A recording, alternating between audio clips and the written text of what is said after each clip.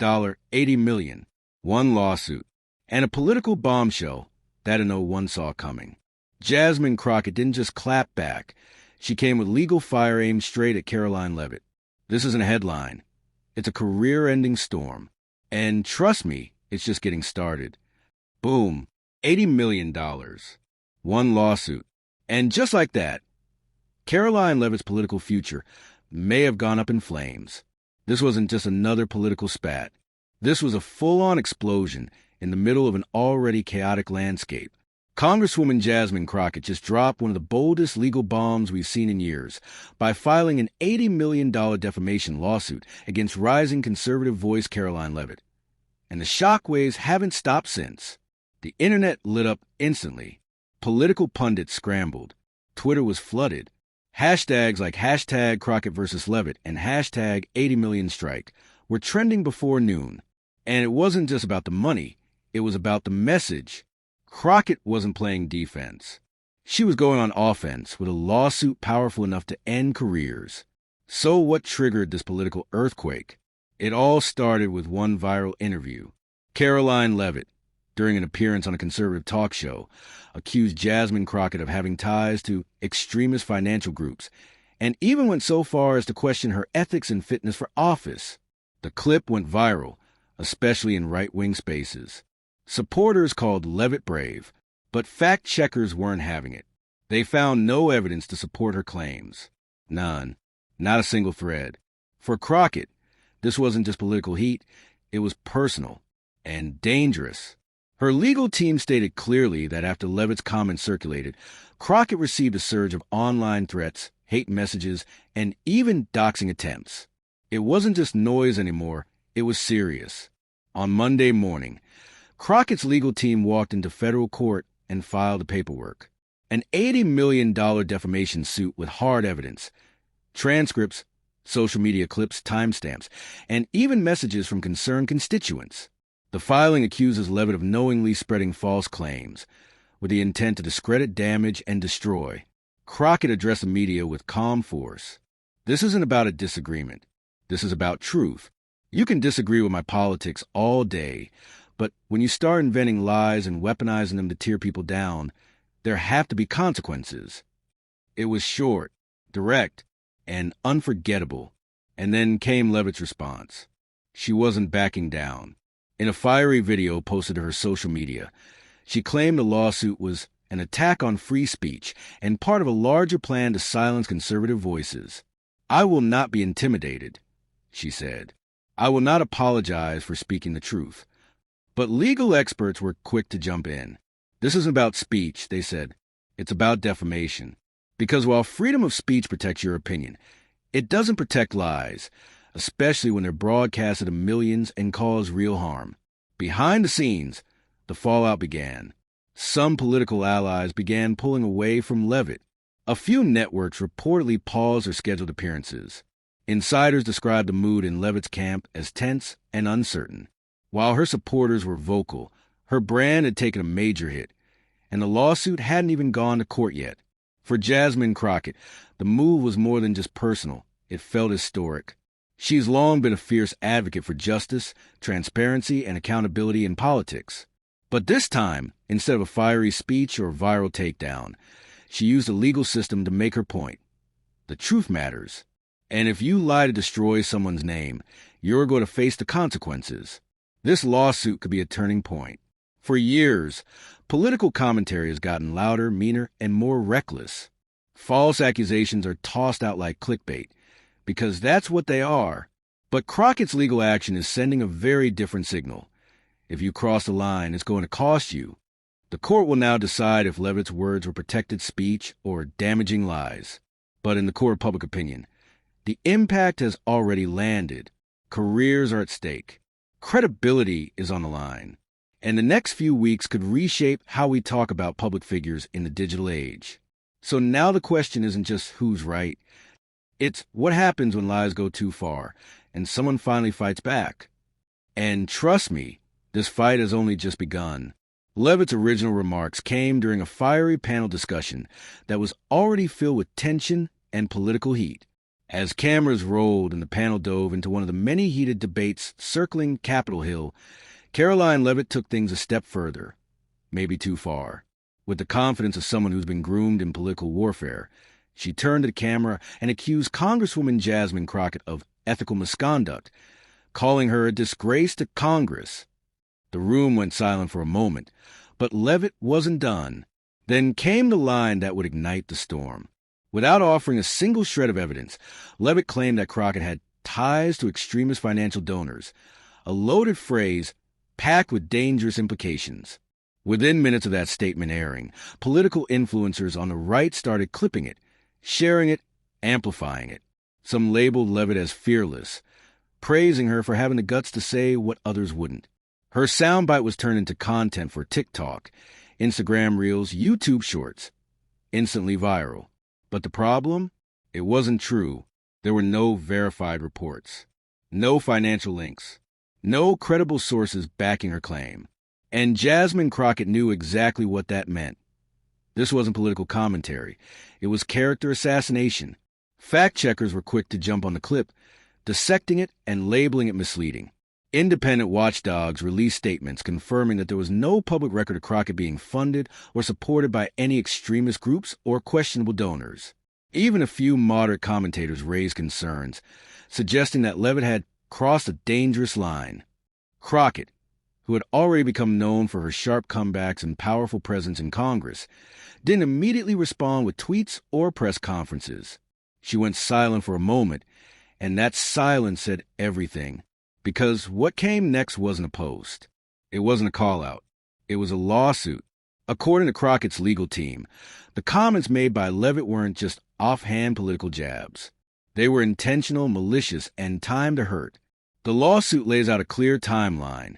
The video was clipped, posted to multiple platforms, and immediately weaponized by partisan voices to smear Crockett's name. It didn't stop there. Within hours, Crockett began receiving threatening messages, dozens of emails, DMs filled with hate. Some included graphic threats. Others dug into her personal life and background.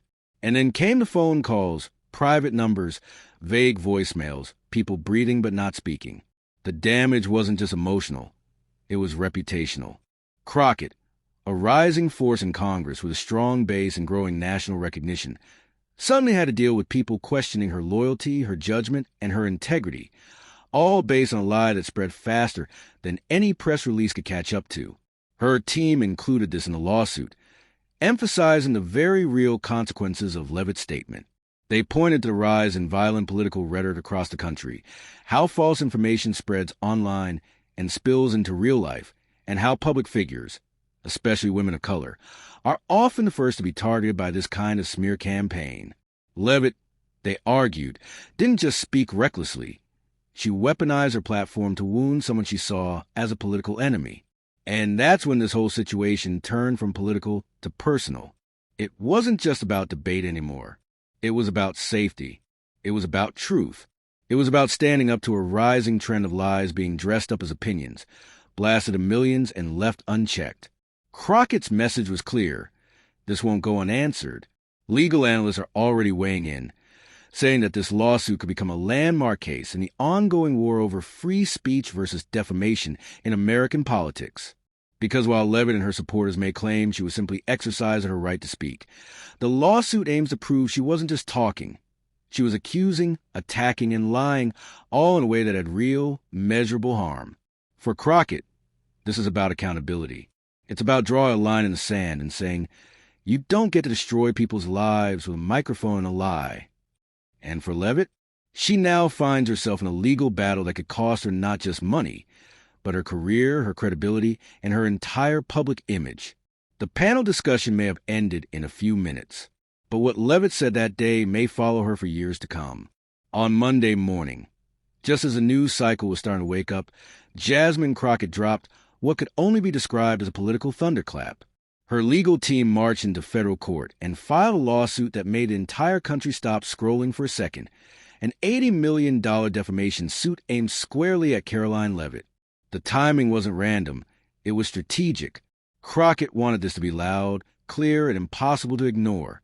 And that's exactly what it was. Shortly after the filing, she stepped in front of reporters, delivered a single powerful statement, and walked away. No long speech, no finger-pointing, just 12 words that echoed louder than any headline. This isn't about politics. This is about truth, accountability, and consequences. That moment said everything. Crockett wasn't trying to score points. She wasn't grandstanding. She was drawing a line, and doing it with full force. For those who followed her rise in Congress, this bold legal move was classic Crockett. She's gained national attention for being unapologetically tough, never backing down when truth is under attack. Whether she's grilling witnesses in hearings or calling out disinformation campaigns, her voice has always cut through the noise. But this lawsuit, it might be her strongest message yet. According to the official complaint, Crockett and her legal team believe Leavitt's remarks weren't just wrong. They were deliberate, calculated, and part of a wider effort to tear her down just as her political profile was peaking. They claim it was all timed to do the most damage to her public image, her credibility, and possibly her future run for re-election or higher office in 2026. The lawsuit doesn't just rely on accusations. It comes armed with receipts. Attached are screenshots of the original broadcast where Leavitt made the claims, video clips of her doubling down across social media, and even responses from viewers and followers that showed just how fast the misinformation spread. One section includes a stream of threatening messages sent to Crockett in the hours after the clip went viral. Proof, her team argues, that Leavitt's lies had real-world consequences. And perhaps the most powerful piece of the filing? A single line buried halfway through the document that doesn't sound legal. It sounds personal. It reads, "No one should be allowed to use a microphone to spread lies and destroy lives, especially not for clicks and clout." That one sentence hits at the heart of a growing crisis in politics and media, the weaponization of virality. It's no longer just about disagreement. It's about how fast a single false sentence, said with confidence and shared without care, can ruin someone's reputation in minutes. This isn't just a battle between two public figures. It's a case that touches something much deeper. We live in a time where controversy sells, where truth often comes second to reach and engagement, where algorithms reward outrage, and where a reckless comment from a pundit or politician can unleash an avalanche of real-life consequences for the person being targeted. Crockett's team is hoping this lawsuit sends a message, not just to Leavitt, but to everyone watching. That message? There's a line, and if you cross it, there will be consequences. Behind the scenes, sources say Crockett's legal team has spent weeks preparing the case. They weren't rushing. They were building, collecting evidence, organizing statements, and coordinating with digital experts to track how the false claims traveled online. The goal isn't just to win. It's to set a precedent. As of now, no public court date has been set, but insiders say this case could escalate quickly. And with the kind of money involved, $80 million in damages, every legal move from here on out will be under a national microscope. For Crockett, this lawsuit isn't just about clearing her name. It's about changing the game, about standing up, not just for herself, but for everyone who's ever been smeared, lied about, or attacked simply for telling the truth. This is personal, this is strategic, and this is far from over. Within just hours of the lawsuit making headlines, Karoline Leavitt wasted no time crafting her response. With the same defiance that fueled her rise in conservative media, she took to social platforms and dropped a video that instantly stirred up even more controversy. In the video, Leavitt looked directly into the camera and delivered her counterattack. "I will not be silenced by radical Democrats who are afraid of the truth." Her tone was sharp, her expression unshaken. She framed the lawsuit as an assault on free speech, positioning herself as a victim of political persecution. The message was clear. She wasn't backing down. Instead, she was doubling down. That clip, like the one that started it all, spread fast. Her loyal followers applauded her strength. Conservative influencers reposted it with hashtags like hashtag free speech under attack and hashtag Karoline won't back down. To her base, it looked like another moment of courage, a woman refusing to fold under pressure from the left. But outside of that bubble, the mood was different. Legal experts quickly weighed in, and their take was blunt. Freedom of speech has limits. The First Amendment protects opinions, not false claims presented as facts, especially when they cause reputational and emotional damage. And when those claims are repeated across national platforms with millions of viewers, the stakes get even higher. Law professors, defamation attorneys, and even former political operatives began appearing on news segments, explaining why this lawsuit could be devastating for Leavitt, not because of who she is politically, but because what she said crossed a legal line, the kind of line that the courts tend to take very seriously. And then came the ripple effects. Behind the scenes, things began shifting. Quietly, subtly, but noticeably. A few sponsors who had previously backed Leavitt's podcasts and appearances began reaching out to her team, requesting clarification or backing out entirely. Some issued statements distancing themselves from the views expressed by independent contributors. Others simply went silent, pulling links, banners, and branded content that had previously featured her. Insiders also revealed that Leavitt's upcoming spots on several major news networks were quietly canceled. No public statements, just bookings rescheduled, or in some cases, no longer on the calendar. Even some Republican strategists started whispering that Leavitt had become too hot to handle, at least until the lawsuit played out. And while her loyal followers continued posting support across social media, a growing number of moderate voices in the GOP began expressing discomfort. Some acknowledged that the clip was irresponsible. Others said that while they disagreed with Crockett politically, the lawsuit was not surprising given how reckless the accusation had been. The fallout wasn't dramatic. It was surgical, a slow erosion of support, the kind that doesn't make big headlines but still hurts. Because in politics, silence from your allies can be louder than words from your enemies. And for Leavitt, the reality was setting in. This wasn't just a social media firestorm. This was now a real, high-stakes legal case, one that could drag on for months, maybe years. One that could force her to testify under oath. One that might expose internal communications, emails, and strategies. And one that, regardless of the outcome, could shadow her career forever. Meanwhile, Crockett's camp remained quiet, focused, and prepared. They had no reason to clap back on social media. They had already made their move, and now they were letting the law speak for them. The political cost of this lawsuit is still unfolding, but the early signs are undeniable. What was once a rising voice in conservative politics now finds itself caught in a storm of legal scrutiny, media attention, and internal uncertainty. Her public image, once carefully curated as bold and fearless, is now being recast by critics as reckless and harmful. This is more than a clash of ideologies. It's a test case for how far speech can go in the digital age, and what happens when words aren't just words, but weapons with consequences. And while Karoline Leavitt insists she won't be silenced, the question remains, what happens when the courtroom decides that silence might have been the wiser move all along? This case could change the game. Not just for Karoline Leavitt or Jasmine Crockett, but for the entire landscape of political speech in America. For years, politicians, influencers, and pundits have gotten used to operating without a safety net. They speak boldly, make explosive claims, and throw accusations like grenades into the national conversation, often without thinking twice. The louder the statement, the bigger the reaction. The more outrageous the claim, the more clicks, views, and donations roll in. It's become the formula for influence in the modern media ecosystem. But Crockett's lawsuit disrupts that formula. Her message, made not with a viral tweet, but with a federal court filing, is impossible to ignore. Say what you want, but be ready to prove it. And that single sentence could be the start of something much bigger.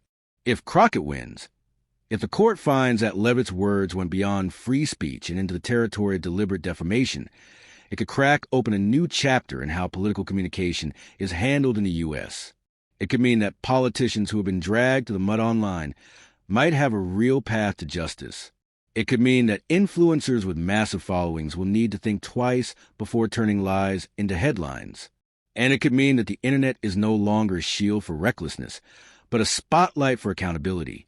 Already, legal analysts are calling this a potential precedent-setting case. Because while defamation lawsuits aren't new, this one is different. It's not a Hollywood actor or a billionaire filing suit over tabloid gossip. This is a sitting member of Congress, taking a public stand against misinformation with real-world consequences. And she's doing it not in front of camera, but in front of a judge. It's a warning shot to everyone who's built a brand on outrage. If you lie, you might pay. And Karoline Leavitt? She's now in a position that no media personality wants to be in, because this isn't just about defending her words in the court of public opinion anymore. It's about proving legally that what she said was true, that she had facts to support her claims, that it wasn't just a wild accusation thrown out for attention. And that will be hard to do, because according to everything we've seen so far, statements from Crockett's team, fact-checkers, media archives, there's no proof, no evidence, just a soundbite that got too loud, too fast, and did too much damage. Now, Leavitt finds herself in a double bind. On one hand, she must protect her political identity, refusing to back down, standing tall, and keeping her base energized. On the other, she has to prepare for the reality of a courtroom, where emotion won't matter, only evidence will. That's where the credibility crisis begins. Some of her core supporters will likely stay loyal no matter what. They'll call this a witch hunt, a politically motivated takedown, or censorship dressed up as justice. But outside that echo chamber, her brand is weakening. Moderates, independents, and even some conservatives are watching closely. And if this lawsuit reveals a clear pattern of intentional misinformation, it won't just cost her financially. It could destroy her image for good. Because in politics, perception is everything. If she's labeled as someone who lied, who weaponized media to smear a colleague without basis, that label sticks. Future endorsements disappear. Speaking invitations vanish. Even media appearances start to fade. And while she may still have a presence online, the trust, the credibility that gives a voice power, starts to vanish. On the flip side, if Crockett succeeds, she doesn't just clear her name. She sends a national message. There are limits. There are lines. And if you cross them, the consequences won't be likes or retweets. They'll be legal and financial, and they'll follow you far longer than a news cycle. What began as a fiery comment on a panel may now become a turning point in American political discourse. We're watching the possible birth of a new reality, where online speech isn't just judged by public reaction, but by legal standards, where defamation doesn't hide behind freedom of expression, and where truth, for once, might actually fight back. Because this case, it's not just personal, it's historic. And for Karoline Leavitt, that means this fight is about more than winning in the spotlight. It's about surviving in the courtroom, where facts matter and where one wrong word can cost everything. The drama is far from over, with court hearings ahead and both sides standing firm. This case might just become the most explosive political showdown of the year. So what do you think? Did Karoline go too far? Or is Jasmine Crockett using the courts to silence her critics? Let us know in the comments. And if you want more real stories, political drama, and courtroom showdowns like this, don't forget to subscribe, and hit that bell. We're just getting started.